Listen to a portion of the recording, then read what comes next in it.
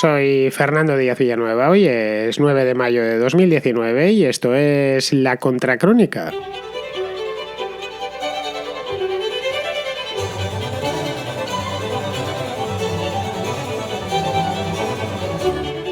El próximo 27 de octubre se celebran elecciones presidenciales en Argentina. Sí, ya sé que es quizá demasiado pronto para ponernos a hablar sobre las elecciones argentinas. Elecciones, por cierto, bastante importantes, pero claro, quedan todavía pues aproximadamente 6 meses. Así que, como me apetecía y mucho hablar sobre estas elecciones, y además a los oyentes argentinos se lo había prometido varias veces, pues he aprovechado que el Río de la Plata algunos días desemboca en Castellón de la Plana, que es una pequeña ciudad española de la costa de Levante, y he encontrado una persona con la que poder hablar de estas elecciones, una persona de allí, de la propia Argentina, y como yo no he podido ir hasta Argentina para entrevistarle, pues ha venido de la España y lo tengo aquí ahora mismo delante de mí para pues hacer una conversación de estas que me gusta hacer a mí más que una entrevista. Yo no soy un gran entrevistador, pero sí que soy un gran conversador, así que aprovechando que Federico Fernández se llama, ahora os lo presentaré, le tengo aquí de cuerpo presente, pues vamos a ver si desgranamos entre ambos más de su parte que de la mía, lógicamente, en qué va a consistir la próxima cita electoral en Argentina, cuáles son los principales candidatos, que muchos confirmados no hay, cuáles son los que seguro no son candidatos y alguna que otra sorpresa que estas elecciones que se pondrán en marcha la campaña dentro de nada, en este mismo verano, invierno austral. Sabéis que en Argentina van al contrario que en el hemisferio norte, pues en este mismo invierno austral se pondrán ya en marcha las elecciones en Argentina, como en toda Sudamérica, se viven con mucha pasión y mucha entrega. Bueno, aquí no somos ajenos, desde luego en este programa no somos ajenos en absoluto a los asuntos de nuestros hermanos del Cono Sur, así que bien, hoy tenemos una contracrónica con Federico Fernández, que es el presidente de la Fundación Bases de Argentina, dedicada a eso mismo, a como vemos, o como ve Federico, las elecciones argentinas. 6 segundos de música y nos metemos con el tema.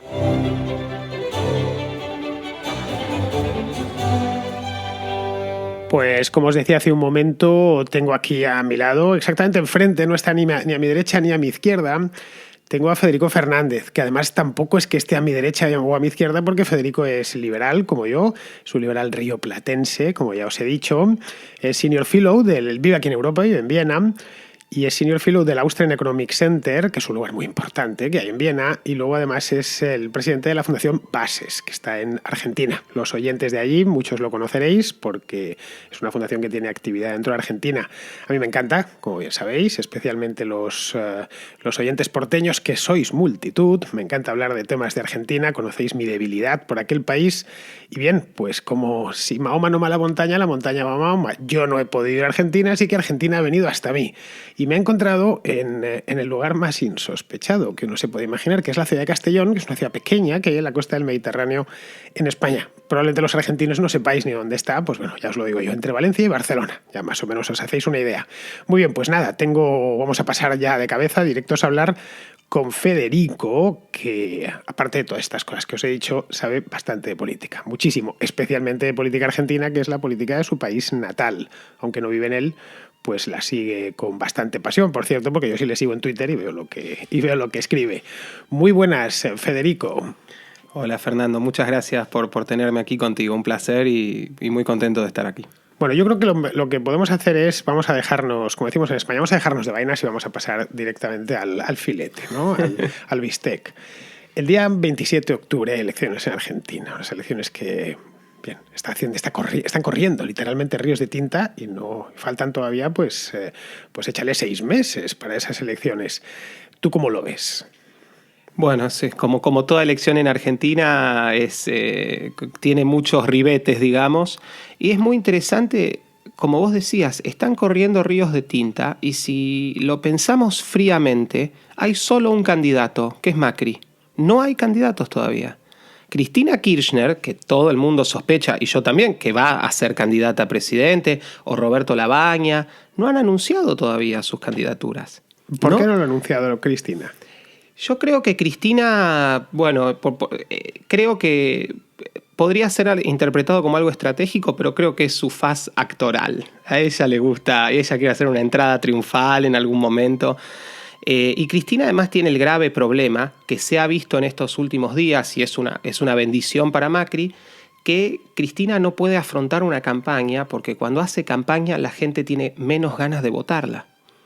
Cristina sube en popularidad cuando está callada. Es una cosa increíble. ¿Eso cómo se puede asimilar? ¿Cómo se puede digerir algo así? Y que claramente los argentinos no tenemos la mejor de las memorias, y cuando nos olvidamos un poco de Cristina, empezamos a pensar que quizás era mejor de lo que creíamos. Y cuando habla nos recuerda, no, era mucho peor de lo que pensábamos. Es una cosa increíble. Y estos últimos días, que para el gobierno, por su ineptitud, han sido muy malos, Cristina no tuvo mejor idea que publicar un libro, que son una suerte de sus memorias de los últimos 15 años. El libro es un volcán de odio, resentimiento y chavización. O sea, porque el libro en cierto sentido, y esto no es una reductio ad Hitlerium, es un poco Mi Lucha. Si uno lee Mi Lucha, las cosas que hizo Hitler estaban preanunciadas en ese libro. Él dice, le voy a sacar la ciudadanía a los judíos. Él lo dejó muy claro. Este libro es lo mismo. ¿Cómo se titula el libro? Sinceramente. Sinceramente, la madre... Como decimos, esto os hará gracia a los argentinos, que sé que nuestras expresiones os hacen reír. La madre, ¿cómo? No sé si lo decís, igual, la madre que los parió. Pues en este caso, la madre que la parió. Llamar, sinceramente, yo creo que una persona que no ha dicho una mentira ni equivocándose. Cristina Fernández de Kirchner no ha dicho una mentira ni en sueños. Y ya sabéis que los borrachos, los niños y los dormidos son los únicos que dicen la verdad. Bien, por el otro lado tenemos a Macri, que este es candidato seguro. Macri ha sido en muy buena medida la gran esperanza frustrada. Hace 4 años llegó al poder con grandes esperanzas por buena parte de los argentinos, diría una mayoría de los argentinos, y en cambio 4 años después hay como cierto sentimiento de vacío entre muchos que les votaron. ¿Tú a qué crees que se debe? Y se debe a que Macri no ha sabido construir un horizonte a donde nos quería llevar. Entonces, estos 3 años y medio prácticamente de la presidencia de Macri han sido 3 años y medio de sangre, sudor y lágrimas, sabiendo que no va a haber ninguna victoria en algún momento. O sea, Churchill prometió sangre, sudor y lágrimas, pero con la esperanza de que podían llegar a ganar la guerra. Esto fue simplemente sangre, sudor y lágrimas. Y ese es el gran problema. Como lamentablemente, cambiemos el nombre de la coalición de Macri en muchos aspectos, no en todos, por favor, y hay que matizar esto también, pero en términos económicos, lamentablemente Cambiemos ha sido continuemos. Y desgraciadamente Macri nos ha sometido a todos los argentinos a sangre, sudor y lágrimas para simplemente continuar lo malo que se venía haciendo desde el kirchnerismo. Y de hecho... y yo no soy antimacrista en lo más mínimo, en términos macroeconómicos, en muchos aspectos, la economía de Macri es peor que la de Cristina. En términos de déficit, en términos de deuda, estamos peor, lamentablemente. Y todo eso, en términos de inflación, y todo eso sin ningún horizonte de que las cosas van a mejorar. Entonces, yo creo que eso es lo que ha corroído la popularidad que tenía Macri. ¿Y crees que el responsable, como diría Milei, es Marcos Peña o...? Digo, por focalizarlo en alguien, ¿no? Alguien que se ha ganado gran celebridad. Y Marcos Peña, digamos, yo no lo consideraría la persona más lúcida de la administración, pero sería muy fácil culpar en una persona. Y no creo que Marcos Peña sea un ente autónomo que controle al presidente. Creo que es al contrario. Creo que Marcos Peña probablemente sea el mejor intérprete de muchas de las cosas que piensa Macri. Y ahí tenemos un problema grande. En cualquier caso, y yo creo que esto se va a ver en el momento de la elección, la situación de Argentina hoy es la de supongamos una región que estuvo durante 12 años gobernada por ISIS y dejó de estar gobernada por ISIS. El cambio en muchos aspectos es muy positivo. Y eso creo que se va a terminar valorando porque es como si fuéramos a Irak o a Siria, a ciertas zonas, y preguntáramos, ¿ustedes quieren que vuelvan los chicos de ISIS con las banderas negras y las decapitaciones masivas? Y nadie diría que sí.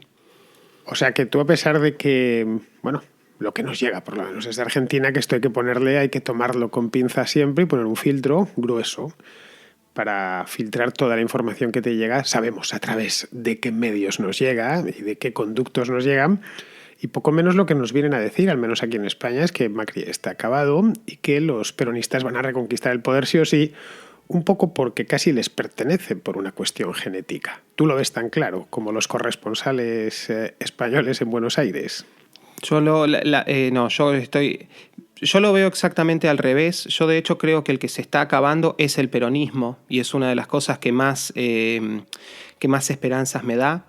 Yo creo que Macri, de hecho, Macri ganó las elecciones en 2015, digamos, a pesar de Macri. Macri es una persona muy, muy extraña, digamos, en el contexto argentino. Es una persona que habla, como decimos nosotros, con una papa en la boca. Es una persona que viene de la alta sociedad. No es una persona que uno dice va a ganar unas elecciones. Que no es un gran carismático ni orador. O sea, los discursos de Macri, al menos a mí, me producen entre somnolencia y gracia, porque es un pésimo orador. Y ganó las elecciones porque yo creo que en Argentina hay un cambio en la sociedad. Y creo que Macri, lamentablemente, no supo leer. Es fácil caerle a Macri. A ver, Macri asumió la presidencia con prácticamente ningún senador y la segunda minoría en la Cámara de Diputados. O sea que no es que tenía un poder absoluto para hacer las reformas que quisiera. Pero Macri no supo leer que en la Argentina había una demanda mucho más grande de la que él creía de cambios de verdad. Y ese creo que es su principal error. Pero Macri, a pesar de todo, tiene una carrera política grande. Él fue gobernador de Buenos Aires antes. Sí, él fue el intendente de la ciudad de Buenos Aires, que es un distrito raro. Pero Macri yo creo que la presidencia de Macri Macri es un emergente de un cambio que hubo en la sociedad. Y creo que hoy por hoy, y no quiero caer en extremos, yo no estoy diciendo que los argentinos nos hemos transformado en suizos ni nada por el estilo, pero creo que hoy por hoy la dirigencia política está muy por detrás de lo que demanda la sociedad. Tenemos una dirigencia analógica en una época digital, digamos. Yo en las últimas elecciones, esto fue en diciembre de 2015, pues hace ya va para 4 años, que se disputaban el poder Scioli con Macri. A mí desde fuera y desde la distancia me parecía como dos niños de Puerto Madero, aficionados al polo y a las regatas, que se peleaban por la presidencia del país como si fuese un trofeo. Era la imagen, pues el campeón de motonáutica, el presidente de un equipo de fútbol. No sé, es como yo lo percibía. Ya no les veo grandes diferencias al uno y al otro, más allá de que uno se apellida Macri y el otro se apellida Scioli, pero de parecida edad. ¿No crees que, en cierto modo, por lo menos en Buenos Aires, no sé, en otras partes del país, esto se ha quedado reducido a puro espectáculo? Y la política en muchos lados va tendiendo hacia eso, pero si bien, a ver, comparto las características que describís de los dos, creo que en el caso de Scioli él es más de cartón incluso que Macri. Pero Macri no es un showman. Macri no es Berlusconi, por Claro. poner a alguien o Trump.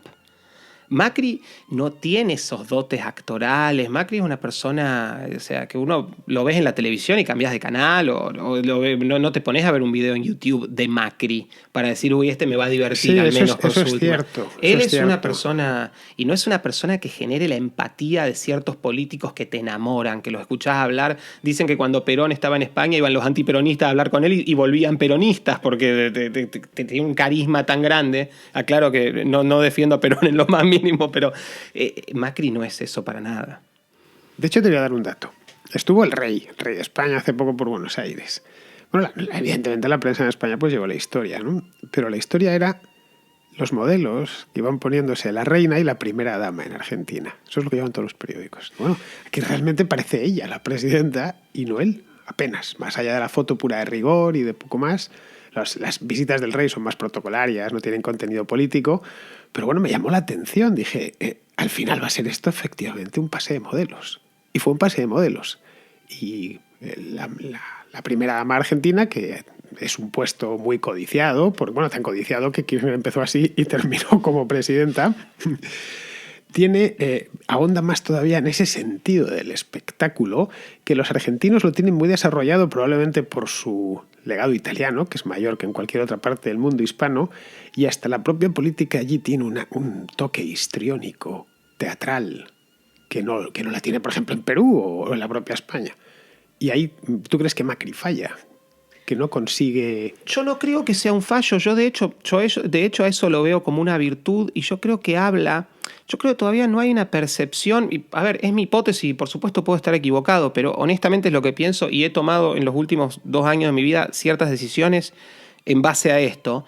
Yo creo que en la Argentina hay un cambio cultural que de a poco se está viendo, donde el populismo y el peronismo, que es su vehículo por excelencia, están agotados. Yo creo que el peronismo no le queda mucha vida, que el peronismo entró, viste que dicen que uno va a la quiebra. ¿Cómo vas a la quiebra? Durante un tiempo largo muy despacio y durante un tiempo corto muy rápido. Yo creo que el peronismo está entrando en el tiempo corto que va a descender muy rápido. Y creo que Macri es un emergente de eso. En cualquier otra circunstancia histórica, Macri no hubiera sido presidente en 2015. Su candidatura hubiera sido un chiste, hubiera sacado, en el mejor de los casos, 3% de los votos. Macri es presidente porque había verdaderamente una vocación de cambio, porque había terror de convertirse en Venezuela. Venezuela es otro, y esto lo digo con muchísimo dolor, pero Venezuela a toda la región y a la Argentina en particular le está prestando un servicio casi epistemológico, digamos, muy grande. Que es muy triste decirlo, pero ver la implosión de Venezuela y ver gente y ver que Cristina hoy por hoy básicamente está proponiendo chavismo, la gente no quiere eso. Y la gente está harta del populismo porque, a ver, son casi 80 años de decadencia en Argentina. Ya no se puede engañar más a la gente. Nosotros estamos haciendo esto que va a salir por internet y lo puede escuchar en iVoox o en YouTube, lo puede escuchar cualquiera desde cualquier lado del mundo. No se puede tener engañado a todo el mundo todo el tiempo. Argentina, como vos lo sabés muy bien, está llena de mitologías, pero esas mitologías ya son insostenibles. Decir que Argentina es un país con una clase media inmensa es mentira. Decir que la vida en Argentina es buena es mentira. Decir que Argentina es un país rico es mentira. Y nadie lo puede sostener 2 segundos frente a un chico que tenga un celular y tenga YouTube en el celular. Entonces, todas esas cosas creo que son las que provocaron que Macri llegue a la presidencia. Creo que hay una demanda, y lo vemos en el resto de la región, lo que está pasando en Brasil, y por favor no me refiero a Bolsonaro, me refiero a Lula preso, me refiero al Lava Jato. Yo, que cumplí hace poco 40 años, pensé que nunca iba a haber algo así, y está pasando. Que haya presidentes de Perú presos. Las cosas que están pasando en toda la región son muy interesantes. El caso de Perú para mí es el más interesante de todos y hay muchos motivos para ser optimistas.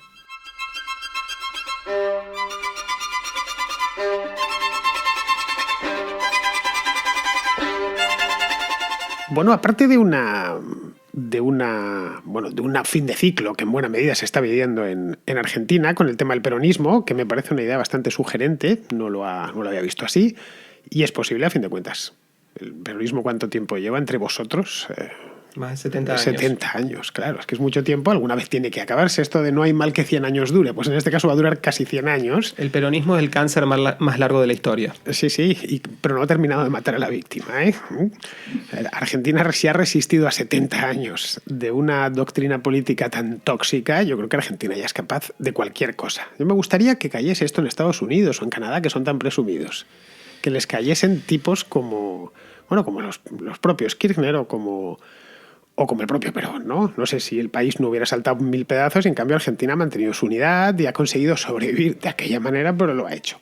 Bien, otro de los puntos y de las notas sobresalientes en estas elecciones próximas de Argentina es que se presenta un candidato liberal. Cuando digo liberal es liberal en sentido estricto, doctrinario, que se llama José Luis Espert. Los que seáis liberales o simpaticéis con el liberalismo seguramente lo conoceréis por Twitter, donde es muy activo. Y a ese efecto Espert, le podríamos denominar así, no es ajeno otra persona. Otro efecto de mayor alcance, aunque en este caso no político, sino mediático, que se llama Javier Milei. Bien, tú, Federico, ¿cómo ves el efecto Espert? ¿Hasta dónde crees que puede llegar este efecto o es simplemente un fogonazo que se va a quedar en nada, como el flash de un fotógrafo? ¿Cómo lo ves tú? No, yo creo que también... A ver, son tanto José Luis como Javier son... Bueno, ellos se montan en una ola que viene de antes, pero son causa y consecuencia, digamos, a la vez. la percepción del liberalismo en Argentina está cambiando para bien. Muchos chicos jóvenes se interesan por estas ideas, muchos chicos, es increíble. La popularidad de estas figuras. Ellos han dado con los medios justos para popularizar sus mensajes, porque los dos, y no son solo ellos, a mí me encanta, hay memes circulando con equipos de fútbol armados con economistas y pensadores liberales, y hay muchos, un equipo de fútbol tiene 11 personas, hay muchos, y muchos quedan afuera de esos equipos. Y ellos lo que han logrado son extremadamente filosos, extremadamente lúcidos, no le tienen miedo al debate y son personas perfectas para que alguien, por ejemplo, como Ignacy, el Spanish Libertarian, haga un video de 45 segundos con Milei peleándose con un político y diciéndole parásito, y eso se viraliza. Y yo creo que la candidatura de Espert va a ser más seria de lo que muchos creen. Hay que ver cómo soluciona el filtro principal, que es que la Argentina tiene una ley de partidos políticos extremadamente perversa y formar un partido político nuevo en Argentina es, te diría que imposible. Entonces hay que ver cómo subsana eso. Tengo entendido que ya hay algunas alternativas en carpeta y supongo que va a poder presentarse. Y si se presenta, creo que va a cosechar muchos más votos y va a ser...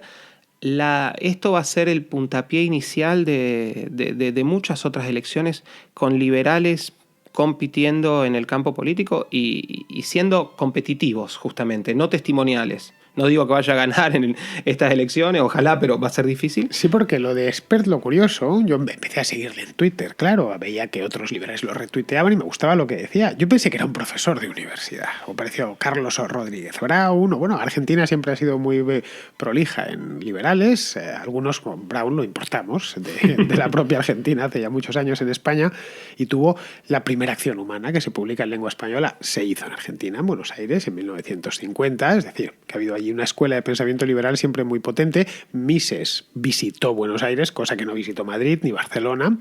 Hay un librito, que se llama Política Económica, que son sus conferencias que hay en Buenos Aires. Es decir, que hay una tradición. Es una tradición que se remonta pues, a tiempos de Alberdi en Argentina. Bien, ¿cómo se ha ido armando esto? ¿Cómo ha sido posible? ¿De dónde ha salido Javier Milei? Yo la primera vez que le vi recibí como un electroshock. La primera vez que le vi por YouTube, creo que fue... ¿De dónde saca este tipo tan genialoide? ¿Cómo ha nacido esto? ¿Cómo esto ha pasado de las cátedras universitarias a la calle?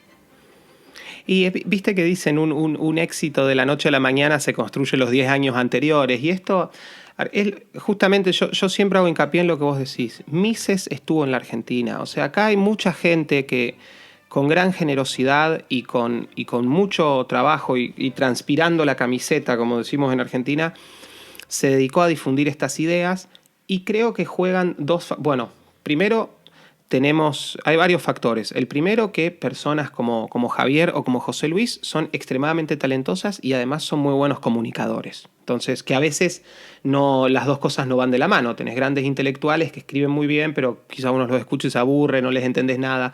Ellos no. Ellos son muy talentosos, muy brillantes y además son muy buenos comunicadores.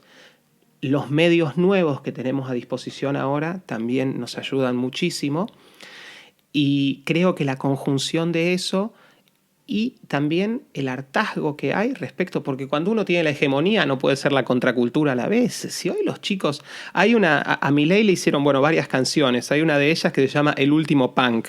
A mí, de toda la vida siempre me ha gustado la música punk, la canción es muy divertida, si no la escuchás, escuchala porque la letra es maravillosa.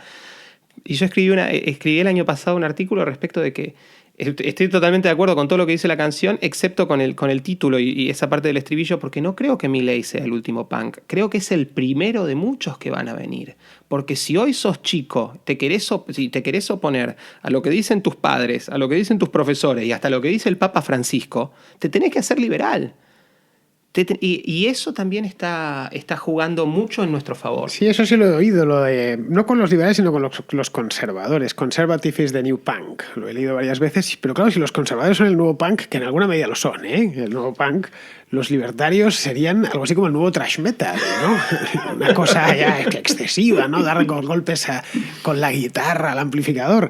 Es decir, que para sobre todo para las nuevas generaciones, criadas en YouTube, criadas en las redes, con teléfonos que les ponen en contacto con todo el mundo en un momento. Mira, te voy a poner otro ejemplo. Te doy un ejemplo personal. A mí en los años 90 me hacía mucha gracia unos anuncios argentinos de una compañía de teléfonos que salían unas llamas. La llama que llama.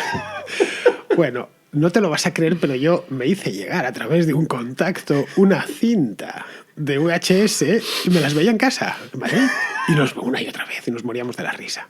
Era la única manera de poder ver los anuncios de la llama que llama en España, ¿no?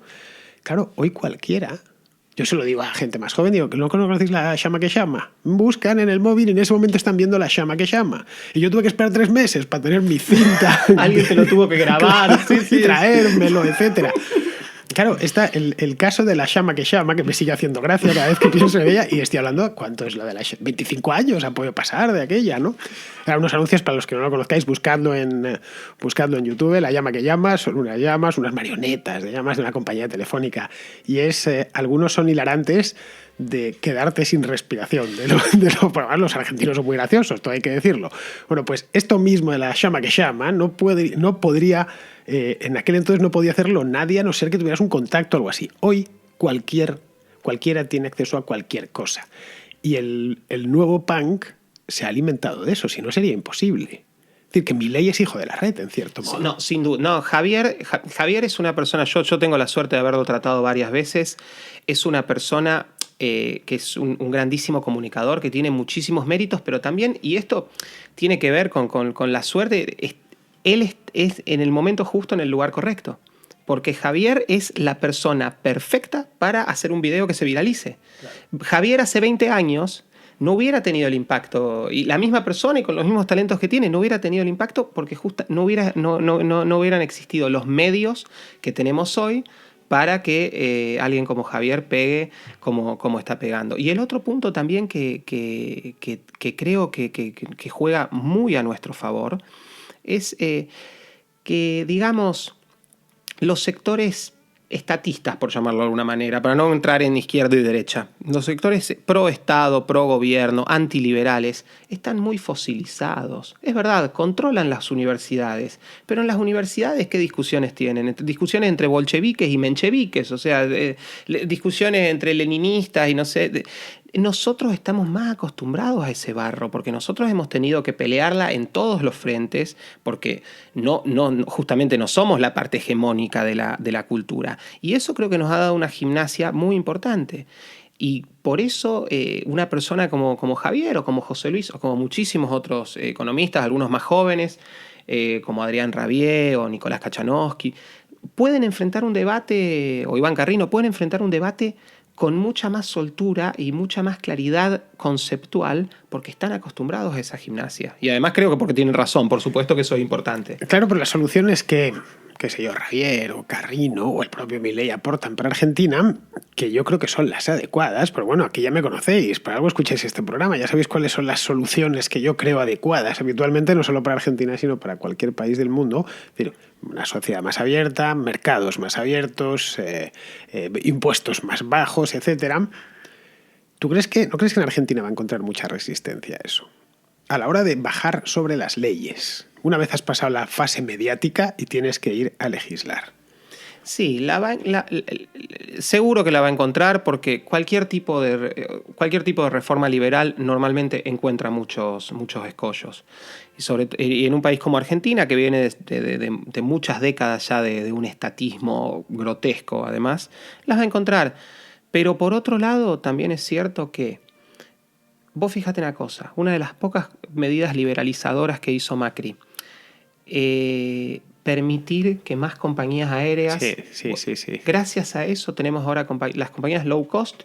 Gracias a eso hay gente gente más grande que nosotros, que por primera vez en su vida toma un avión y ese vuelo le sale más barato que un pasaje en bus.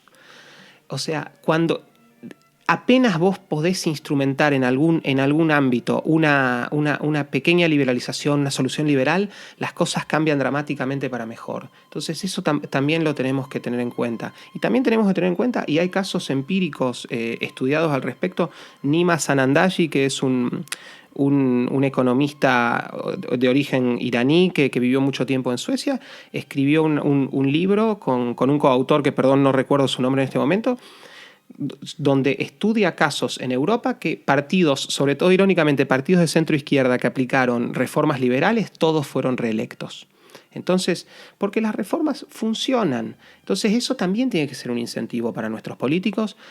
Y también en la Argentina, con todas sus luces y sombras, existió la experiencia de los 90, que fue una experiencia muy desestatizadora de muchas cosas, y pasó, y no pasó hace tanto. Entonces va a haber dificultades, pero yo no creo que sea imposible. Va a haber las mismas dificultades que habría en cualquier otro lugar del mundo. Bueno, pues yo la verdad confío en que los argentinos... Quizá me dirás, estás confiando demasiado en nosotros. Confío en que los argentinos van a saber lo que hacer con su propio destino. No siempre lo han sabido. Pero bueno, es un poco la maldición de nuestros países en general, porque los hispanos hemos padecido probablemente los peores políticos de todo el mundo durante un siglo, ¿no? Y en buena medida es culpa nuestra. Es decir, los políticos se parecen a los países que les votan. En una democracia no puedes decir, no, es que esto... No, en una dictadura, vale, pues ha llegado un tipo con el ejército y se ha impuesto, no has hecho nada, pero en una democracia tienes el político te representa, o si no a ti personalmente, sí a la mayor parte de tus paisanos. Entonces yo espero espero que se haya aprendido de los años, de a dónde te puede llevar. Venezuela como contraejemplo, o ejemplo negativo, la verdad es que está viniendo muy bien en Argentina, ha venido muy bien en España, yo creo que en todos los países, en el Perú, en Colombia, por supuesto, en Colombia muchísimo, que son vecinos. Pues espero que no vuelvan que no se tiren de nuevo por el precipicio, ¿no? Pero bueno, ya sabéis que aquí en La Contra, por supuesto que le daré seguimiento máximo, ahí al día, a las elecciones argentinas, pero todavía falta, estamos en el mes de mayo y esto será el próximo mes de octubre. Entre tanto, pues nada, yo ya me despido terminamos el programa, me despido de Federico y le agradezco muchísimo que haya estado ya aquí con nosotros. Ya sabéis, si queréis encontrarle, ¿cuál es tu dirección de Twitter? @fn_Fernández. Ya sabéis, @fn_Fernández. Federico Fernández, lo podéis buscar, si busquéis por Google, ya sabéis, el señor Google lo sabe todo. Eso es omnisciente. No crean todo lo que encuentren ahí. Eso sí, no siempre dice la verdad, pero sabe de todo. Y podéis encontrarle tanto en la Fundación Bases como en el Austrian Economic Center, que organiza, por cierto, y esa es la razón por la cual nos hemos encontrado aquí en Castellón, organiza todos los años una carrera, literalmente, por todo el continente europeo que se llama Free Market Roadshow. De ciudad en ciudad vais a ciudades realmente extrañas del este de Europa que uno no sabe ni colocarlas en el mapa. No sé qué ciudades raras habéis estado este año. Bueno, yo digo en broma y en serio, debo ser el argentino que más veces estuvo en Pristina, la capital de Kosovo. Creo que ya estuve como 7 veces. Bueno, vamos a la República Caucásica de Georgia, lugar donde nació Stalin, pero que ahora, por suerte está mucho mejor. Vamos a todos los países, con la excepción de Eslovenia, vamos a todos los países de la ex Yugoslavia.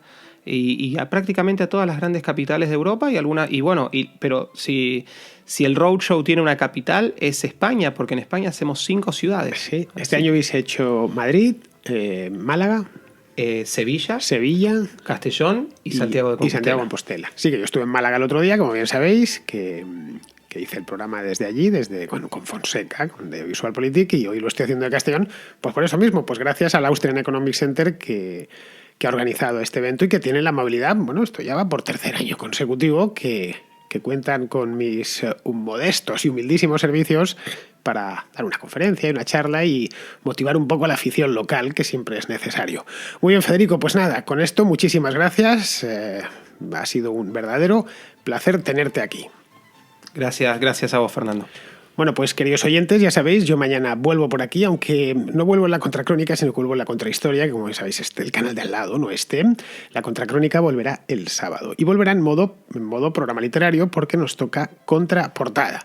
Así que ya sabéis, viernes historia, sábado libros, contraportada, y el domingo tenemos el programa Los Oyentes, la contrarréplica. Es decir, que no volveremos a hablar de política, hay que darse un respiro hasta el próximo lunes, que volverá, eso sí, ya la contracrónica de todos los días.